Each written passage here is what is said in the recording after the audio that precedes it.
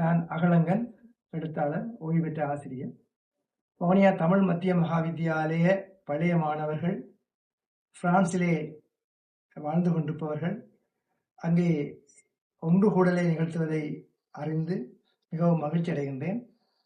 அவர்களது ஒன்று கூடல் தாயகத்து தங்களது பழைய பாடசாலையை நினைவு கூறுவதாகவும், பழைய பாடசாலையிலே ஒன்றாக கற்ற மாணவர்களையும் ஆசிரியர்களையும் நினைவு கூறுவதாகவும் அமையும் என்பது உலகறிந்த விஷயம்.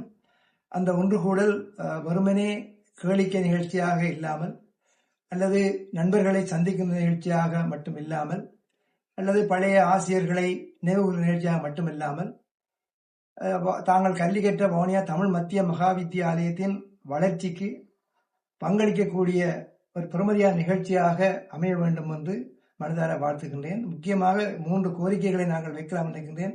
எங்களது நீண்டகால கனவு இப்பொழுது வவுனியா தமிழ் மத்திய மகாவித்தியாலயத்திலே இலங்கையிலேயே கூடுதலான மாணவர்களை கொண்ட ஒரு நேர ஒரு மொழி பாடசாலையாக விளங்குகின்ற பாடசாலை வவுனியா தமிழ் மத்திய மகாவித்தியாலயம். 3100 மாணவர்கள் கல்வி கற்கின்றார்கள். 160 ஆசிரியர்கள் இங்கே பணியாற்றுகின்றார்கள்.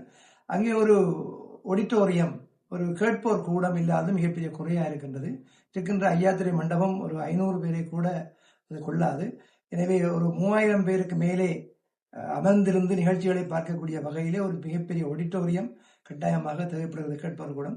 அதை நிறைவு செய்யக்கூடிய வகையிலே உங்களது ஒன்று கூடல் இருக்குமாக இருந்தால் நாங்கள் மகிழ்ச்சி அடைவோம். எங்களது தாயாகிய அந்த வவுனியா தமிழ் மத்திய மகாவித்தியாலயத்துக்கு பிள்ளைகளாகிய நாங்கள் செய்கின்ற மிகப்பெரிய சேவையாக இருக்கும். அந்த பாடசாலையிலே 7 ஆண்டுகள் கல்வி கற்றவன், 13 ஆண்டுகள் வரையிலே ஆசிரியர் பணி புரிந்தவன் என்ற வகையிலே இந்த கோரிக்கை உங்களிடம் விடுக்கின்றேன்.